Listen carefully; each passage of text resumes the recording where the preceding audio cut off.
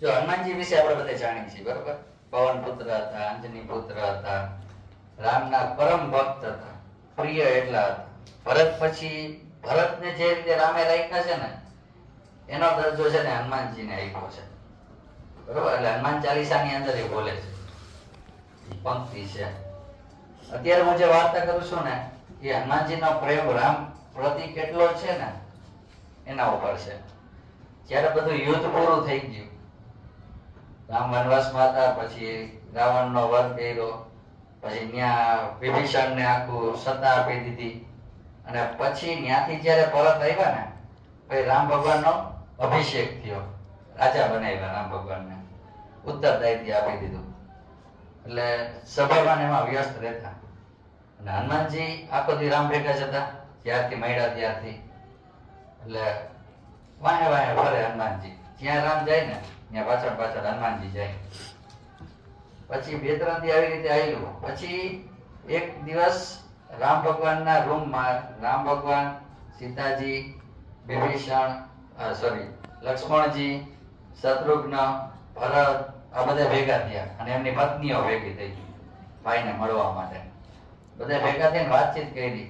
તો ત્યાં હનુમાનજી આવ્યા. હનુમાનજી આવ્યા ને ભેગા ભેગા ત્યાં પાછળ જ જતા હતા. એટલે રામ ભગવાન રૂમમાં ગયા, હનુમાનજી ગયા આવ્યા. એમાં બીજા કોઈને તો આશ્ચર્યચકિત ન થયું, પણ આજે ભરત છે, શત્રુઘ્ન છે, એમના પત્નીને થોડુંક વિચિત્ર લાગ્યું એમ કે અમે બધા તો પરિવાર છીએ, અમે બધા અહીંયા ભાઈને મળવા આવ્યા છીએ, પણ આ હનુમાન વાનર થઈને કે રૂમમાં આવી ગયા અમારા ભેગા આવી ગયા. તો કઈ બોલ્યા નહીં, એકબીજાના મોઢા ચડી ગયા. અને ભરત સમજી ગયા કે આ મહિલાઓના મનમાં શું હાલે છે. એટલે ભરતે ઈશારો કર્યો હનુમાનજીને કે તમે બહાર જાઓ. તો હનુમાનજી એટલા લીન હતા ને રામ ભગવાનમાં એને કઈ ખબર જ ન પડી ભરતજી શું કહે છે. એટલે આવી રીતે થોડીક વાર વાતચીત નહીં, એ બધું હાલ્યું, હસી મજાક થઈ, બધું થોડીક વાર વાતચીત કરી. પછી ભરતને એમ થયું કે હવે છે ને રામ ભગવાનને સીતાજીને તે થોડોક સમય એકલા વિતાવવા દેવો જોઈએ એમ.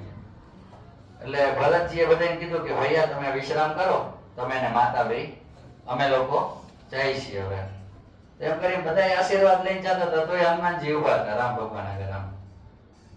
અને બધા ના જોયું કે હનુમાનજી જાય તો વાય વાય અમે જઈ. હનુમાનજીને તો રામ એટલે સી ઘણી વાત એમ, પ્રભુ પ્રભુ પ્રભુ. બહુ રહેવાનો નહીં. પછી ભરતજીએ થોડુંક ભાર દઈને કીધું આમ જોશથી કે હવે તમે છે ને કપી, તમે છે ને હવે થોડીક વાર રામ ભગવાનને એકલા મૂકો, એમને વિશ્રામનો ટાઈમ થઈ ગયો, સમય થઈ ગયો છે. તો હનુમાનજી કે હું ક્યાં ના પાડું રામ ભગવાનને વિશ્રામ કરવાનું, ભલે વિશ્રામ કરી લે. તો કે એમને એમના પત્ની સાથે થોડીક વાર એકાંતમાં રહેવા દો. તો કે હું ક્યાં ના પાડું છું, ભલે રહેતા હોય કે એકલા એકાંતમાં એ કે. તો એનો સમજ્યા હનુમાનજી, કેમ કે ભોળા એટલા થઈ ગયા હતા, નકર અંજની પુત્ર હતા, એટલો બધો જ્ઞાની હતા હનુમાનજી. પણ જયારે રામ ભગવાનને જોયા ને એટલે બધું ભૂલી જાય હું કોણ છું એમ, બરોબર? જ્ઞાન ને ઉભા રહ્યા. પછી ભરતજીએ કીધું કે સીતાજીના માથામાં જુઓ સિંદૂર છે, જે સિંદૂર હોય ને જેના માથે ઈ રામના સમીપ જઈ શકે છે. તો હનુમાનજીથી રહેવાનું હોય. હનુમાનજીએ પૂછ્યું, હે પ્રભુ સાચું છે કે સિંદૂર હોય એ તમારા વધારે પડતા સમીપ છે? તો રામ ભગવાન હસતા હસતા હા પાડી કે આ સાચી વાત છે. એ કે આવી રીતે મને બહુ પ્રિય છે. તો કેમ કે એમના પત્ની હતા અને સિંદૂર કર્યું હતું, મેરેજ થઈ ગયા હતા, એટલે હોય જ તે પ્રિય. એટલે હનુમાનજીએ હાથ જોડી હું રજા લઉં છું એમ કરીને નીકળી ગયા. ત્યાંથી બહાર જઈ રાત થઈ. બીજે દિવસે પાછું બધા સભામાં ભેગું થવાનું હતું. હનુમાનજીથી રહેવાનું નહીં. હનુમાનજી આખી રાત વેપારીના ઘરમાં ધબધબાટી બોલાવી.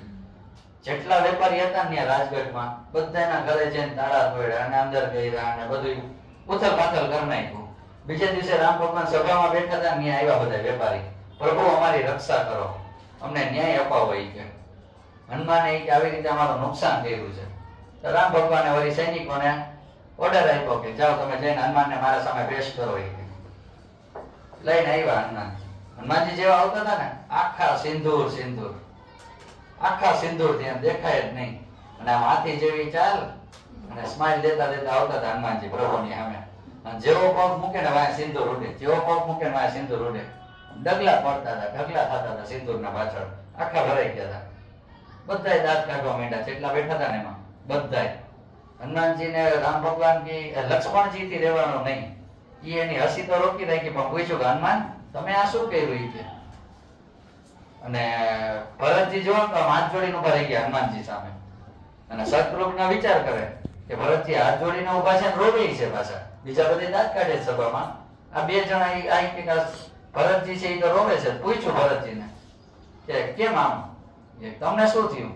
તો કે હનુમાન કેટલા લીન છે, એમ કેટલા પ્રેમમાં, આમ રામ ભગવાનના પ્રેમમાં ડૂબી ગયા છે કે આખા પોતે સિંદૂર વાળા થઈને આવ્યા, કેમ કે સિંદૂર રામને પ્રિય છે. હનુમાનજીએ રામને કીધું, તમે કીધું તું પ્રભુ કે જે સિંદૂર લગાડે એ મને વધારે પ્રિય છે, હું આખો સિંદૂર થી જ નહીં આવ્યો, આખું સિંદૂર મેં મારા શરીરમાં લગાડી દીધું.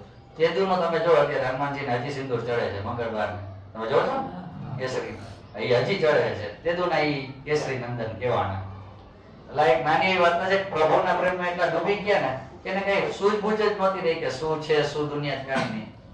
રામ ભગવાનના પ્રેમમાં જે ડૂબી જાય ને, રામ ભગવાનનું નામ જે લીધા રાખે ને, એ જિંદગીમાં કોઈ દુઃખી જ ન થાય. બરોબર.